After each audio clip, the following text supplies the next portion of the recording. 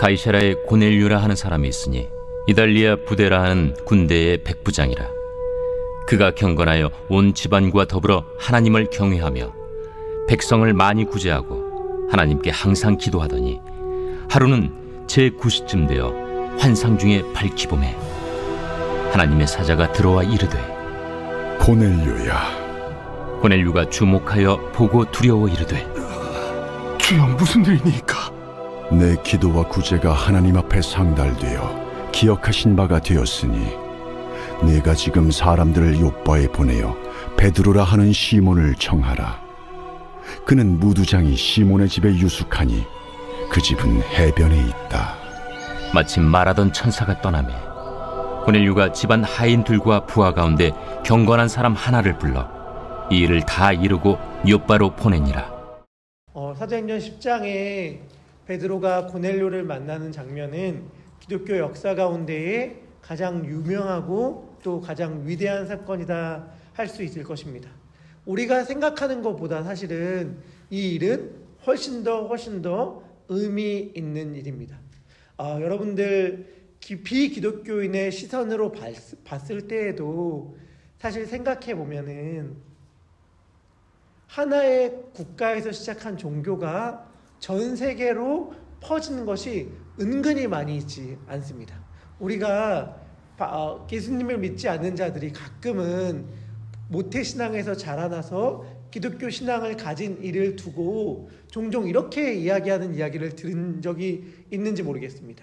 너가 기독교 가정에서 태어나서 예수님을 믿는 거지, 너가 만약 중동 지역에서 태어났다면 기독교를 믿지 않았을 거야, 이렇게 이야기를 하는 경우가 있고요. 어떤 말로 이야기를 하는지 다 이해가 됩니다. 그리고 그 이야기에 대한 다른 반박의 말을 할 수도 있겠지만, 근데 한번 곰곰이 생각해 보면 어떠한 특정한 나라에서 시작하여서 그 나라 안에서 믿는 것까지는 모르겠는데 전 세계로 다 퍼져나간 종교는 거의 없다는 사실을 우리가 금방 알게 돼요.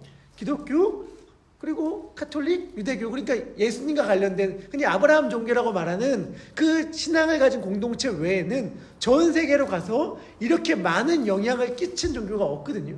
근데 그렇게 된 이유가 뭘까? 라고 했을 때 물론 하나님의 은혜이고 이게 진리이기 때문이라고 저는 믿는데, 이게 진리라고 하더라도 어떠한 발걸음을 걸어가면서 어떠한 사건들을 통해서 이렇게 흘러갔는가라는 걸 생각해 볼 때에 거기에 가장 결정적인 역할을 한 것이 고넬료 사건이거든요. 그러니까 어떻게 기독교가 미국에 올 수 있었지? 어떻게 복음이 한국에 올 수 있었지? 어떻게 복음이 온 세계 곳곳에 퍼져나갈 수 있었지? 라고 질문할 때에 그것에 대한 답으로 나올 수 있는 것이 바로 고넬료 사건이다 라고 말할 수 있기 때문에 이 사건은 우리가 예상하고 생각하는 것보다 훨씬 더 크고 위대하고 놀라운 사건이다 라는 말씀을 드리고 싶습니다. 그러한 마음을 가지고 오늘 본문의 사건을 봤으면 좋겠는데요. 일단 1절을 보면 등장인물이 어떠한 배경을 가지고 있는지 설명해 주죠. 지역은 어디입니까? 가이사랴입니다. 가이사랴는 우리 많이 알고 계시죠? 베드로가 마태복음 16장에 당신은 하나님의 아들이십니다 라는 고백을 했던 그곳, 가이사라 빌립보와는 다른 지역입니다. 가이사라라는 말은 가이사라는 말로써 황제에게 바친 봉헌된 도시에 종종 붙었던 이름이에요. 그렇기 때문에 가이사라 빌립보와는 좀 다른 지역인데요. 가이사라라는 이름이 붙었다는 것 자체가 사실 황제에게 봉헌되었다는 의미이고, 그 말은 이 도시가 굉장히 화려하고 웅장했다라는 것을 우리들에게 알려줍니다. 오늘 본문의 배경이 된 가이사라라는 지역 역시 굉장히 화려했고 건축광이었던 헤롯 대왕이 지은 건축물들로 즐비했던 장소가 이곳이었습니다. 그리고 로마 총독의 관저가 있었던 도시라고 해요. 베드로가 묵고 있었던 욥바로부터는 약 북쪽으로 30마일 정도 떨어지는 곳에 위치하고 있었고, 베드로가 걸어왔던 거리였던 루따나 욥바 지역이 상대적으로 유대인들이 많았고 이방인들이 소수였다라고 한다면, 이 가이사라는 정반대로 이방인들이 다수였고 유대인들이 소수였던 지역이었습니다. 거기에 이달리아 부대라 하는 군대의 백부장이 고넬료라고 말을 합니다. 이 이달리아 부대는 보병대를 의미한다고 해요. 그런데 그 규모는 그럼 어떻게 되는가? 라고 할 때 여러분들 마가복음 5장을 보면 거라사의 광인을 예수님이 치유하는 장면이 나오잖아요. 그때의 그 광인과 대화 가운데에서 광인이 뭐라고 이야기하냐면 너 이름이 뭐냐? 라고 물었을 때 군대입니다. 이렇게 대답해요. 군대입니다. 이때 군대입니다 라고 말했던 그 말의 단어가 뭐냐면 레기온이라는 것인데 이거는 보통 4,000명에서 6,000명 정도 가량의 군대의 숫자를 말하는 단위입니다. 그러니까 레기온이라는 말은 많게는 6,000명, 적게는 4,000명 정도의 군 부대 단위를 말하는 것이고 오늘 나온 이달리아 부대라고 하는 부대는 그것의 약 10분의 1 정도의 규모다라고 이해하시면 됩니다. 그 10분의 1 정도의 규모의 백부장이라고 말하니까 이 규모의 부대에는 한 대략 6명 정도의 백부장이 있었을 것이라고 추측해요. 그리고 이 부대를 총괄하는 총지휘자가 있었을 것이고 그 밑에 있었던 사람이 고넬료라고 이해하시면 됩니다. 고넬료가 갖고 있던 백부장이라는 지위를 어떻게 오늘날 이해할 수 있을까라고 한다면 이렇게 설명드리면 맞다고 합니다. 군대 나오신 분들이 있을 터인데 장군급은 아니고 영관급도 아닌데 위관급, 그러니까 중위, 대위 이 정도 위관급의 위치인데 군사를 통솔할 수 있는 규모는 그 정도 위치일지 모르겠지만 당시 사회에 군인이 갖고 있던 위상을 생각한다면 한 영관급이다 이렇게 이해하시면 좋을 것 같아요. 그러니까 미국에 왔을 때 사실은 미국과 한국이 대조되는 직업에 대한 위상들이 있잖아요. 제일 대표적인 게 제가 경험하는 것은 경찰이거든요. 미국은 경찰이 옆에서 지나가기만 해도 되게 막 약간 위축되는 게 있잖아요. 근데 한국은 똑같은 경찰, 똑같은 지휘라고 해도 그만큼의 사실은 마음에 이렇게 위축감을 주지 않잖아요. 그러니까 사실 똑같은 사람을 통솔할 수 있고 똑같은 지위라고 하더라도 그 지위가 사회적으로 어떻게 바라보느냐가 차이가 있을 수 있는데 당시에 군인 같은 경우는 오늘날 사회보다 훨씬 더 선망하는 직종이었고 존중을 받는 직종이었기 때문에 많은 사람들이 우러러보는 사람이었다 이렇게 이해하시면 좋을 것 같습니다. 그러니까 가이사라에 사는 이달리아 부대의 백부장이 고넬료였죠. 1절이 고넬료의 외형, 그러니까 겉모습에 대한 외적인 모습에 대한 묘사라고 한다면 2절은 그의 내적인 모습에 대한 묘사를 우리들에게 알려줍니다. 그는 누구인가? 라고 하면 이렇게 얘기하죠. 그는 경건한 사람이었다. 그리고 온 집안과 더불어 하나님을 경외하는 자였다. 백성을 많이 구제하였고 하나님께 항상 기도하는 자였다. 이것이 고넬료를 묘사하는 표현입니다. 너무 아름답고 너무 참 흠모가 드는 사람의 모습인데 이렇게 말을 하지만 이 사람은 유대교를 믿는 유대교로 개종한 신앙인도 아니었고 아직 예수님을 만난 적도 없는 사람이었습니다.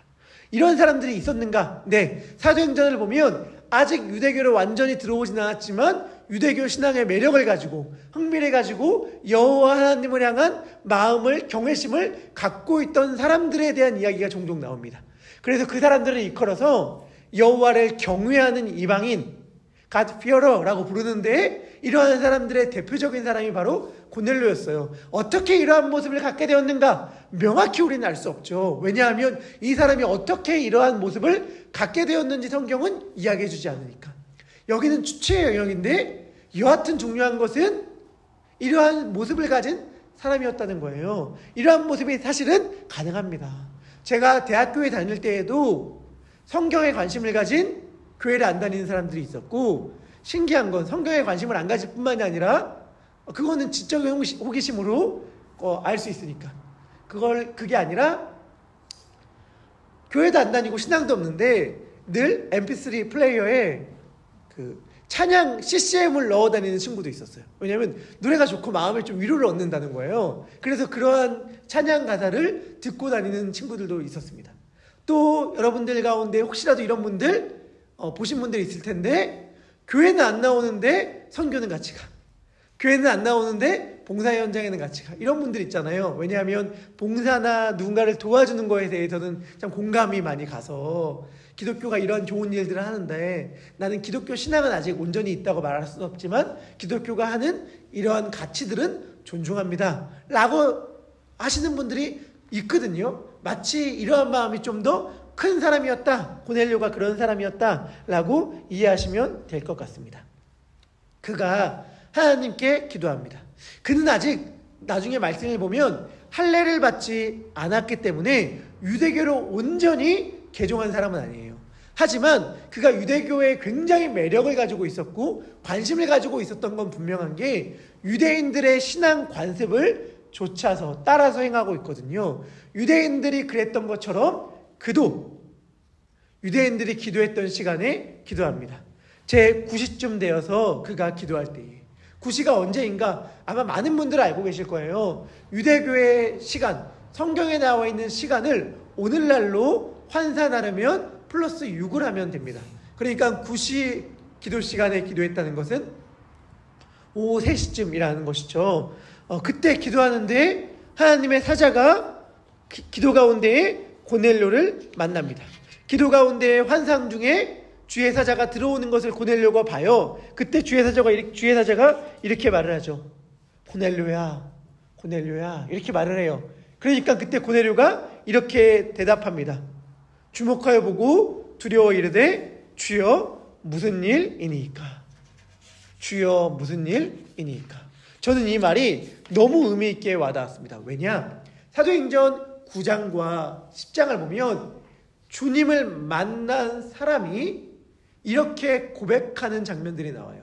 어떻게 고백하냐면 주여 퀴리오스라고 부르고 그 다음에 뭐뭐뭐뭐라고 말하는 장면들이 나오거든요. 대표적으로 3번의 이런 장면들이 나오는데 이 3번의 대답들이 다 달라요. 그래서 그가 지금 어떤 상황 가운데 있고 어떻게 예수님을, 하나님을 생각하느냐가 드러나는데, 첫 번째는 바울이라고 볼 수 있습니다. 바울은 빛 가운데에 예수님을 만나자 이렇게 고백하죠. 주여 누구시오니까? 주여 누구시오니까? 제가 새벽 예배 가운데 말씀드렸는데 이 말은 사실은 굉장히 어색한 말이죠. 누구야? 약간 이렇게 말하는, 그러니까 예를 들면 뭔가 아는 것처럼 사장님, 근데 당신 누구시죠? 회장님, 근데 당신 누구시죠? 주인님, 근데 누구십니까? 라고 말하는 거니까 이건 굉장히 어색할 수 있어요. 주님이라고 불렀는데 정작 그게 누군지 몰라. 그러니까 사실 바울의 마음 가운데에서 지금 만난 그분이 내가 평생토록 애타게 찾았던 절대자라는 사실은 알 수 있지만, 느낄 수 있었지만 정작 그분이 누군지는 명확하게 알 수 없었다는 거예요. 그것을 이야기하는 게 주님 누구십니까? 라고 하는 상황, 좀 안 맞은 어색한 질문이라고 말할 수 있겠죠. 그리고 10장을 보면 베드로가 이렇게 고백하는 게 나옵니다. 베드로가 정오의 시간에, 유대 성경의 시간으로는 제6시에 배가 고프고 시장 한가운데에 기도하는데 환상을 봅니다. 위에서 맛있는 음식을 담은 것 같은 그릇이 내려와요. 그 그릇이 보자기에 쌓여서 내려오는데 탁 풀러보니까 보자기에 하나님이 가증하다고 말하는, 부정적으로 생각하는, 먹을 수 없는 짐승들이 들어있었다는 거예요. 근데 하늘에서 음성이 납니다. 먹어라, 먹어라. 3번 이 음성이 났다고 이야기하는데 먹어라 라고 이야기할 때에 베드로가 뭐라고 이야기하죠? 베드로가 이렇게 이야기한단 말이죠. 주여 그럴 수 없나이다. 그러니까 주여 그 다음에 그럴 수 없나이다 라는 고백이 나오는 게 베드로예요. 그레이엄 스크루지라는 신학자가 이러한 말을 했거든요. 어떠한 말을 했냐면 모든 그리스도인들은 둘 중 하나의 대답밖에 할 수 없다. 주님이라고 고백하던가 혹은 아닙니다, 안 됩니다 라고 고백하던가. 주여와 아닙니다, 안 됩니다는 함께 나올 수 없는 말이다. 이런 이야기를 했어요. 우리가 이것도 생각해보면 너무 어색한 대답이라는 걸 알 수 있어요. 예를 들면 제가 자주 얘기하지만 우리의 감각과는 다릅니다. 우리의 감각과 다른 게 뭐냐면 이때는 노예제도가 있던 사회란 말이죠. 그리고 황제가 있던 사회였어요. 황제에게 불렀던 칭호 퀴리오스라는 칭호가 주인이라는 칭호인데 주인님 안 됩니다. 주인님 못하겠는데요. 황제 폐하시오. 그럴 수 없습니다. 라는 말이 불가능한 사회인데도 불구하고 이때 베드로는 뭐라고 이야기했냐면 주여 그럴 수 없습니다 라고 이야기를 했어요. 저는 이 베드로의 고백을 보면서 사실은 굉장히 많이 저의 모습을 떠올리게 됩니다. 우리는 기도 시간에 기도를 하면서 주의 말씀을 근거로 하여 불순종할 수 있는 자죠. 그러니까 기도 시간에 기도를 하면서 예배 시간에 예배를 드리면서 주님의 말씀을 근거로 하여 주의 말씀에 불순종할 수 있는 존재가 우리라는 것을 베드로가 보여주거든요. 그리고 그것을 함축적으로 담고 있는 고백이 주여 그럴 수 없나이다 예요. 그런데 오늘 셋 중에는 어쩌면 하나님과 가장 거리가 있다고 말할 수도 있고 셋 중에는 어쩌면 가장 믿음에 대하여 모른다라고 말할 수 있는 이방인이었던 고넬료의 고백이 사실은 가장 모험담이고 가장 신앙의 고백이다라고 말할 수 있어요. 고넬료는 뭐라고 얘기하죠? 기도 가운데에 주의 사자가 나타나자 주여 누구십니까도 아니고 주여 안됩니다도 아니고 뭐라고 이야기하냐면 주여 무슨 일이십니까? 예요. 왜 찾아왔습니까? 이런 대답이 아니에요. 왜냐하면 기도 시간이었으니까. 그러니까 이 고넬료의 고백은 그 다음에 고넬료의 행동을 통해서 어떠한 기도를 드리고 있었고 그의 대답이 어떠한 의미였는지 알 수 있는데 하나님이 그에게 명령하자 그는 일말의 주저함도 없이 바로 행동하거든요.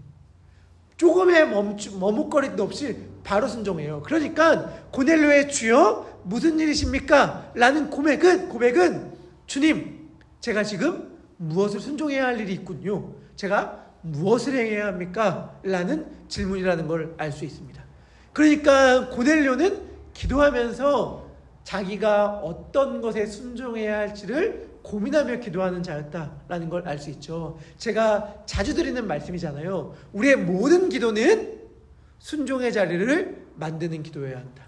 하나님 아버지 이 환경을 변화시켜 주십시오. 하나님 아버지 저 사람을 변화시켜 주십시오. 우리의 자녀들을 사람으로 만들어 주십시오. 뭐 이런 기도를 우리가 드릴 때에 중요한 기도의 핵심이 뭐냐면 하나님 아버지 그 사람을 바꿔주세요. 왜 안 바꾸십니까? 왜 이 일을 해결해 주지 않으십니까?가 아니라 하나님 이 일이 해결되기 위해서는 제가 무엇을 순종해야 되는지 알게 해주세요. 순종하겠습니다. 하나님 그 사람이 변화되기 위하여 제가 무엇을 행해야 하는지 알게 하여 주십시오. 제가 행하겠습니다. 이러한 기도여야 되거든요. 정확히 고넬료가 그러한 기도를 드렸다는 걸 알 수 있죠. 그때에 천사가 먼저 이렇게 얘기합니다. 뭐라고 이야기하는가? 내가 너를 안다. 이게 하나님의 말씀이에요. 내가 너를 기억하고 있다. 내가 너를 알고 있다. 여러분 기도 가운데에 하나님이 우리에게 먼저 이 말을 한다면 우리가 얼마나 힘이 나겠습니까? 우리가 힘듭니다. 지칩니다. 너무 어렵습니다. 상황이 너무 곤고합니다. 하나님 아버지 제가 이러한 상황 가운데 무엇을 해야 합니까? 라고 기도할 때에 하나님이 우리에게 찾아와서 말씀하여 주세요. 근데 너 누구냐? 근데 너 누구야? 라고 이야기한다면 사실은 완전히 기도의 맥이 빠지겠죠. 그런데 나 너 알아. 너 알아. 고맙다. 이렇게 말한다면 우리가 기도에 너무 힘이 받지 않겠습니까? 그런데 정확히 그런 일들이 고넬료에게 펼쳐진 거예요. 그런데 하나님이 이렇게 말씀하십니다. 나 너 알아. 가이사라라는 지역에 잘 나가는 웅장한 지역에 좋은 사람들이 탐내는 지역에 너가 부대의 백부장이잖아. 너 이달리아 부대의 백부장인 건 내가 안다 라고 이야기하는 게 아니에요. 하나님이 아는 모습은 무엇인가 라고 한다면 하나님은 이렇게 말씀하시죠. 내가 너의 기도와 구제를 안다. 하나님이 우리의 무엇을 알고 있는가를 우리는 기억할 필요가 있습니다.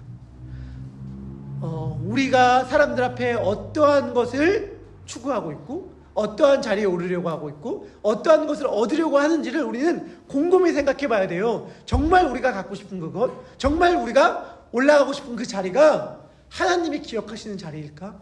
하나님도 관심을 가지는 자리일까? 내가 그 자리에 오르면 우와 너 수고했다. 너 정말 대단하다. 어떻게 그만큼의 소유를 얻을 수 있게 되었니? 어떻게 그 자리에 올라갈 수 있게 되었니? 우와, 그 경쟁률 굉장히 높다던데 어떻게 그 위치에 들어갈 수 있었어? 라고 하나님도 관심을 가지게 될까? 저는 아니겠다라는 생각을 하게 되어요. 하나님이 관심을 가지는 것은 그것이 아니죠. 하나님이 관심을 가지는 것은 기도와 구제다라고 말씀하시는데, 다시 말하면 하나님은 우리가 얼마나 하나님을 의지하여 다른 사람을 살리는가, 돕고 있는가에 대하여 관심을 많이 가지십니다. 얼만큼 많이 관심을 가지시는가? 얼만큼 많이 관심을 가지시는가? 너가 다른 사람에게 행동한 그것이 나에게 행동한 거야 라고 말씀하실 정도로 관심을 가지세요. 너가 다른 사람에게 행한 그것은 나에게 행한 것이라고 내가 기억하고 있어 라고 말씀하실 정도로 하나님은 우리가 다른 사람들에게 얼마나 베풀어주는가, 나눠주는가, 위로를 선물해주는가, 그를 격려해주는가에 관심을 가져줍니다. 여하튼 천사가 베드로를 만나 너의 기도와 구제가 하나님 앞에 상달되었다, 하나님이 아신 바 되었다라고 이야기합니다. 그리고 이야기하는 것, 그러니 베드로를 청하라, 이렇게 말을 해요. 저는 이 말이 너무 의미가 있어요. 왜냐하면 지금 기도 가운데에 천사가 나왔어요. 그래서 알려주세요. 하나님이 너를 기억하고 있어 라고 알려주세요. 그러면 베드로를 통해 고넬료가 알게 될 내용도 지금 알려주면 안 됩니까? 그러니까 사실은 베드로를 통해서 지금 듣게 될 이 내용들이 있고, 베드로를 통해서 듣게 될 설교들이 있는데, 그 말들을 지금 하면 안 돼요. 베드로의 꼭 굳이 멀리 있는 베드로를 불러와서 그에게 말을 들어야 합니까? 네, 하나님은 그런 방식으로 일을 해요. 물론 하나님은 사람을 사용하신다 라는 중요한 주제에 관해서 이 말씀도 의미를 담고 있겠지만, 저는 여기서 이러한 생각을 하게 되는 거죠. 뭐냐? 어쩌면 이게 중요한데, 고넬료에게 베드로가 필요했던 것이 아니라 베드로에게 고넬료가 필요했던 건 아닐까? 그러니까 지금 하나님은 고넬료야, 너가 지금 베드로라는 사람이 필요해. 베드로라는 사람이 필요하니까 베드로를 데리고 와, 모시고 와. 그 사람이 너에게 너무 중요한 사람이야 라고 말씀하시는 것일 수도 있겠지만, 반대로 베드로에게 지금 너라는 존재가 필요하단다. 베드로를 데리고 올 수 없겠니? 라고 말하는 것일 수 있겠다라는 생각을 하게 돼요. 이것은 우리들에게 너무나도 중요한 가르침을 주죠. 우리는 누군가를 도와줄 때에, 누군가에게 무언가를 베풀 때에, 구제할 때에, 누군가에게 복음을 전하는 그 순간에도 어떠한 생각을 하기 쉽냐면, 그 사람에게 내가 무언가를 준다, 그 사람이 내가 필요하다라는 생각을 하기가 굉장히 쉽지만, 사실 어쩌면 우리에게 그 사람이 필요할 수도 있겠다는 생각을 하게 돼요. 우리에게 그 사람이 필요하다, 우리에게 복음을 전하게 할 그 사람, 우리에게 우리의 것을 나눠주게 할 그 사람이 필요하다는 생각을 하게 됩니다. 정확히 사도 바울의 인식이 그거였잖아요. 사도 바울의 인식이 뭐냐면, 나에게는 복음을 들을 대상이 필요해. 왜냐하면 그 때문에 내가 구원받았으니까. 그러니까 내가 너무 감사할 수밖에 없는 거야 라고 말하면서 복음을 전하잖아요. 그런 것처럼 고넬료에게 베드로가 필요한 것이 아니라 베드로에게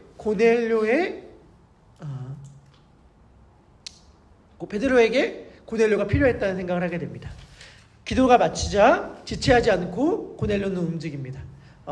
이게 하나님의 뜻을 따라 살아가는 사람들의 대표적인 모습이죠. 지체하지 않아요.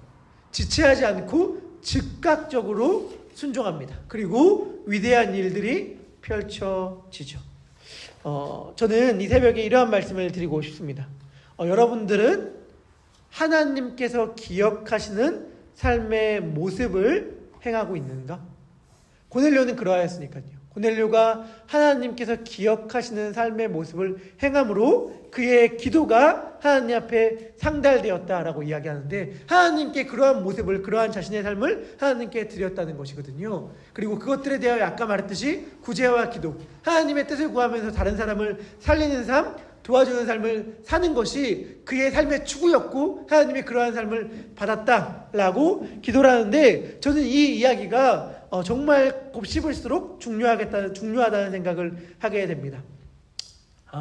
저희가 이제 일주일에 2번씩 북클럽을 하고 있잖아요. 컴백 바바라라는 책으로 저희가 지금 책을 읽고 있는데 아버지가 딸을 바라보는 관점이 바뀌는 이야기가 나옵니다. 그 중에 결정적인 변화가 이거예요. 여러분들 방황하는 딸을 두고 기도할 때 뭐라고 기도하겠습니까? 우리 딸 하나님의 품 안으로 돌아오게 해주세요 라고 기도하지 않겠어요? 다시 이야기할게요. 만약에 내 사업이 힘들어요. 뭐라고 기도하시겠습니까? 사업의 문이 열리게 해주세요 라고 기도하겠죠. 내 건강이 힘들어요. 건강이 아파요. 뭐라고 기도하겠습니까? 내 건강을 회복시켜주세요 라고 기도할 수 있어요. 우리는 맞아요. 이러한 기도가 문제가 없죠. 그런데 바바라를 바라보는 아빠의 모습이 변하게 된 결정적인 모습이 그의 기도가 바뀌는 장면에서 나오는데 그의 기도가 어떻게 바뀌는가? 예전에는 이 딸을 변화시켜주세요 라고 기도를 했어요. 그런데 어느 순간 기도가 바뀌었는데 어떻게 바뀌었냐면 하나님, 제가 딸과의 관계에서 어떻게 하나님께 영광을 돌릴 수 있을지 알게 해주세요로 바뀌었어요. 제가 딸과의 관계에서 하나님께 영광을 돌리게 해주세요. 이거는 정말 결정적인 변화예요. 바뀌지 않는 남편을 두고 우리 기도할 때 우리 남편 바뀌게 해주세요. 변화되게 해주세요. 우리 기도하지만 우리 기도는 그러한 기도가 아니라 하나님, 남편과의 관계를 통해 제가 하나님께 영광을 돌리게 해주세요. 남편을 대하는 저의 모습을 통해 하나님께 영광을 돌리게 해주세요. 사업의 문제를 놓고 사업이 문이 열리게 해주세요 라는 기도를 넘어서서 하나님 아버지, 이러한 사업의 현장 가운데서 제가 하나님께 영광을 돌리게 해주세요. 제가 이러한 육신적 연약함 가운데서 하나님께 영광을 돌리게 해주세요. 이게 추구였다는 거예요. 제가 이 말씀을 왜 드리냐? 뭘 하나님께 올릴 것인가? 뭘 하나님께 올릴 것인가? 고넬료는 자신의 하나님이라는 사람을 알았을 때 자신이 들었던 기도가 뭐였는가? 라고 했을 때 그의 기도를 나타내는 대표적 표현이 구제였던 거예요. 다른 사람을 살리는 것. 다시 말하면 저 좀 더 높은 지위로 올라가게 해주세요. 저 백부장에서 천부장 되게 해주세요. 이런 기도를 하나님께서 기억하셨다는 게 아니라 하나님 아버지, 제가 다른 사람들을 돕는 자가 되고 싶습니다. 이런 기도를 올렸다는 거죠. 그러니까 우리가 어떠한 기도를 지금 하나님께 드리는 것인가가 우리의 삶을 변화시킨다는 것. 우리의 삶 가운데 하나님의 음성을 듣게 하는 계기가 된다는 것. 내 너 기도 듣고 있어. 나 지금 너의 기도 가운데 역사하고 싶거든. 너의 기도 가운데 응답하고 싶거든. 너의 기도 가운데 내가 일을 하고 싶거든. 이라고 말할 수 있는 기도를 드려야 되지 않겠습니까? 우리의 기도 가운데 하나님께서 두 팔에 걷고 당장 내가 응답해 줄게. 당장 내가 너의 기도 가운데 일하여 줄게 라고 하는 기도가 과연 무엇이겠는가? 라고 할 때 우리는 그 기도의 예를 고넬료를 통해서 알 수 있는 거죠. 하나님 아버지, 다른 사람을 살리고 싶고 그를 통해서 하나님께 영광을 돌리고 싶습니다. 당장 하나님께서 응답해 주고 싶은 기도 아니겠습니까? 하나님, 이러한 삶 한가운데에서, 이러한 관계 한가운데에서 하나님께 영광을 돌리고 싶습니다. 제가 저희 눈빛과 말투와 행동 가운데서 하나님께 영광을 돌리는 자가 되게 하여 주시옵소서. 이렇게 기도하는 우리가 되기를 소망합니다. 바라기는 오늘 하루 삶 가운데 하나님께서 기억하실 만한 것, 하나님께 받으실 만한 것들을 하나님께 올려드림으로 오늘 하루 우리의 삶이 주님께서 기억하시는 삶이 되기를 소망합니다. 우리 말씀을 생각하면서 함께 기도하면 좋겠습니다. 말씀을 생각하면서 우리 함께 기도할 때 이렇게 기도합시다. 하나님 아버지, 저는 어떠한 모습으로 하나님 앞에 살아가고 있습니까? 저의 모습은 하나님께서 기억하시는 모습일까요? 아니면 하나님이 너가 어떻게 살아왔는지 하나도 기억이 안 나는다. 열심히 살았다고 말을 하는 것 같은데 난 너에게서 기억하는 모습이 하나도 없어 라고 하는 삶을 혹시 살아가진 않을 것인가? 우리 같이 기도할 때 하나님 아버지, 주님이 기억하시는 삶을 살게 하여 주시고 주님을 사모하는 삶을 살게 하여 주시옵소서. 우리 이러한 기도의 제목을 가지고 우리 함께 기도하도록 하겠습니다. 우리 같이 기도하겠습니다. 하나님 아버지, 기도합니다. 우리가 어떤 삶을 살아야 하는지를 알게 하여 주시옵소서. 우리가 무엇을 붙잡고 기도해야 되는지를 알게 하여 주시옵소서. 하나님 나라에 상달되는 자가 되고 싶습니다. 하나님이 기억하시는 삶을 살고 싶습니다. 나중에 주님을 만났을 그때에 우리가 주의 이름으로 선지자 노릇도, 우리가 주의 이름으로 귀신도 해줬고, 우리가 주의 이름으로 병도 고쳤습니다 라고 말은 하지만, 정작 주님께서 내가 도무지 너희를 알지 못하니 불의를 행하는 자들아 내 앞에서 떠나고, 난 너의 모습 가운데 하나도 기억하는 것이 없다 라는 이야기를 듣게 되는 삶을 살까봐 두렵습니다. 하나님 아버지, 하나님이 기억하시는 삶, 하나님이 알아주시는 삶, 다른 사람을 살리는 삶, 다른 사람을 회복시키는 삶, 누군가에게 나아가서 힘과 격려를 주는 삶을 살아가게 하여 주시옵소서. 원망과 원통이 아니라 불평과 불만이 아니라 감사의 삶, 찬양의 삶, 그러한 삶을 사는 하나님 저희들이 되게 하여 주시옵소서. 주님께서 그렇게 우리의 삶을 인도하여 주시고 이끌어 주실 줄 믿습니다. 주님께 하여 주시옵소서.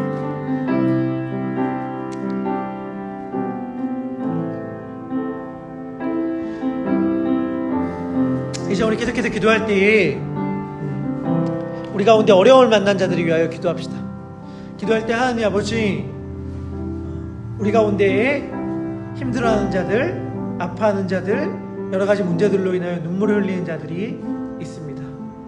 주님, 은혜를 베풀어 주시옵고 그들의 삶 가운데 역사하여 주시되 제가 무엇을 행해야 하는지 알게 하여 주십시오.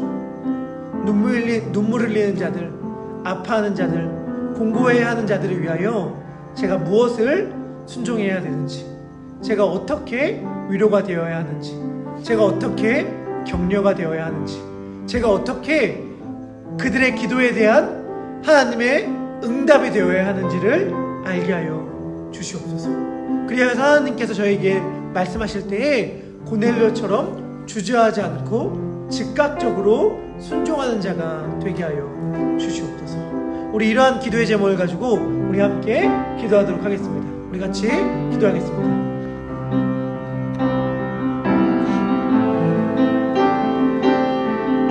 하나님 아버지 기도합니다. 하나님의 은혜가 우리 가운데 부어져 있음을 압니다. 그래서 하나님께 그 은혜를 기억하며 그 은혜 위에서 기도합니다. 주님 도와주시옵소서. 주님 도와주시옵소서. 주님 치유하여 주시옵소서. 회복시켜 주시옵소서. 잉태케 하여 주시옵소서. 길이 열리게 하여 주시옵소서. 신분의 문제가 해결되게 하여 주시옵소서. 사업의 문이 활짝 열리게 하여 주시옵소서. 자녀와의 관계가, 배우자와의 관계가 풀리는 은혜가 있게 하여 주시옵소서.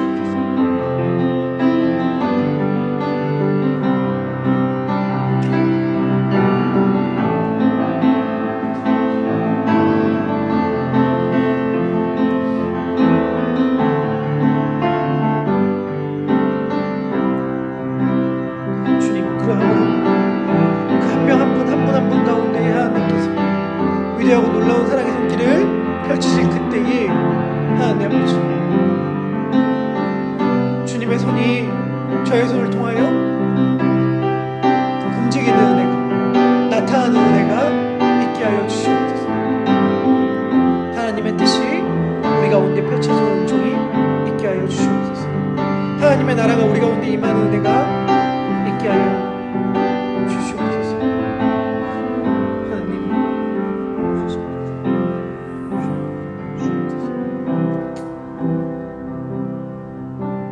이제 우리 교회를 위해 기도했으면 좋겠습니다.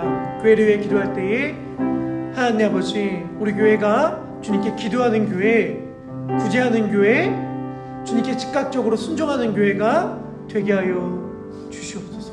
우리 함께 기도합시다. 어려움을 만난 자들을 향하여 손을 내미는 교회가 되게 하여 주시옵고, 그리하여서 많은 사람들이 우리 교회를 통하여 예수님을 경험하는 은혜가 있게 하여 주시옵소서. 우리 이러한 기도의 제목을 놓고 우리 교회를 위하여 기도해 주시고, 특별히 또 우리 교회의 자녀들을 위하여 기도했으면 좋겠습니다. 하나님 아버지, 우리 교회의 자녀들이 우리 교회 안에서 예수님을 배우게 하여 주시옵고, 예수님의 사랑을 알게 하여 주시고 주의 은혜 가운데에 날마다 자라나는 주의 사랑을 풍성하게 받고 자라나는 은혜가 있게 하여 주시옵소서. 우리 이러한 기도의 제목을 가지고 우리 교회를 위하여, 우리 교회의 자녀들을 위하여 함께 기도하도록 하겠습니다. 기도하겠습니다. 하나님 아버지, 기도합니다. 우리 교회가 주의 은혜 가운데에 무럭무럭 자라나는 교회가 되게 하여 주시옵소서.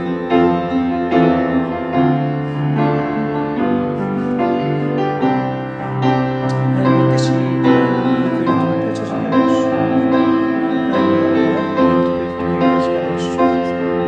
하나님 아버지, 기도합니다. 감사와 감격의 고백이 끊어지지 않는 교회가 되게 하여 주시옵소서. 다른 사람들을 향하여 도와주고 섬기는 교회가 되게 하여 주시옵소서. 하나님 아버지, 교회가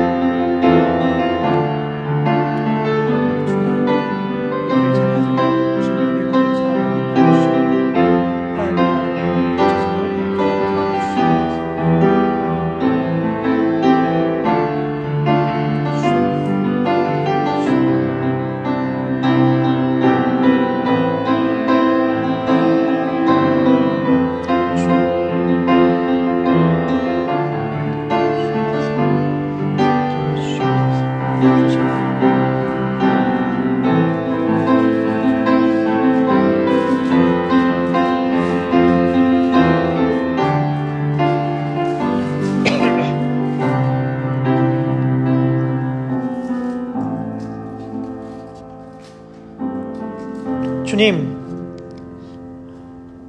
고넬료와 같은 기도를 드리는 우리가 되게 하여 주시옵소서. 주님께 기도함으로 우리가 무엇을 순종해야 되는지를 알게 하여 주시고, 다른 그 무엇이 아니라 하나님께서 기억하실 것을 추구하고 따라가는 자들이 되게 하여 주시옵소서. 하나님 아버지, 오늘 나의 삶이 하나님께 기억하신 바 되는 하루가 되길 소망합니다. 오늘 우리들의 삶의 모든 모습들이 주님께서 기억하시는 모습이 되길 소망합니다. 또 나아가 주님, 오늘 우리 교회의 모습이 하나님께서 기억하시는 모습, 하나님께서 알아주시는 교회가 되기를 소망하오니, 우리 교회가 그러한 마음을 가지고 소망을 가지고 다른 이들에게 다가가 살려주는 교회, 섬기는 교회, 베푸는 교회 되게 하여 주시옵고, 무엇보다도 예수의 이름을 전하는 교회가 되므로 예수의 이름, 생명의 이름을 많은 사람들에게 선물하여 그들을 살리는 교회가 되게 하여 주시옵소서. 주님, 우리 가운데 어려움을 만나신 분들이 많이 있습니다. 주님께서 다가가 격려하여 주시고 응원하여 주시고 힘을 내라 말씀하여 주시옵고, 중요한 것은 우리가 그들을 위하여 기도할 때에 우리 또한 무엇을 어떻게 행하여야 하는지, 도와줘야 되는지를 알게 되고 깨닫게 되는 은혜가 있게 하여 주시옵소서. 주님께서 그렇게 우리들의 삶을 붙들어 주실 줄 소망하오며 이 모든 말씀을 우리 구주 예수 그리스도의 이름으로 기도드립니다. 아멘. 우리 다 함께 주기도문 고백하도록 하겠습니다. 하늘에 계신 우리 아버지여, 이름이 거룩히 여김을 받으시오며 나라에 임하옵시며 뜻이 하늘에서 이룬 것 같이 땅에서도 이루어지이다.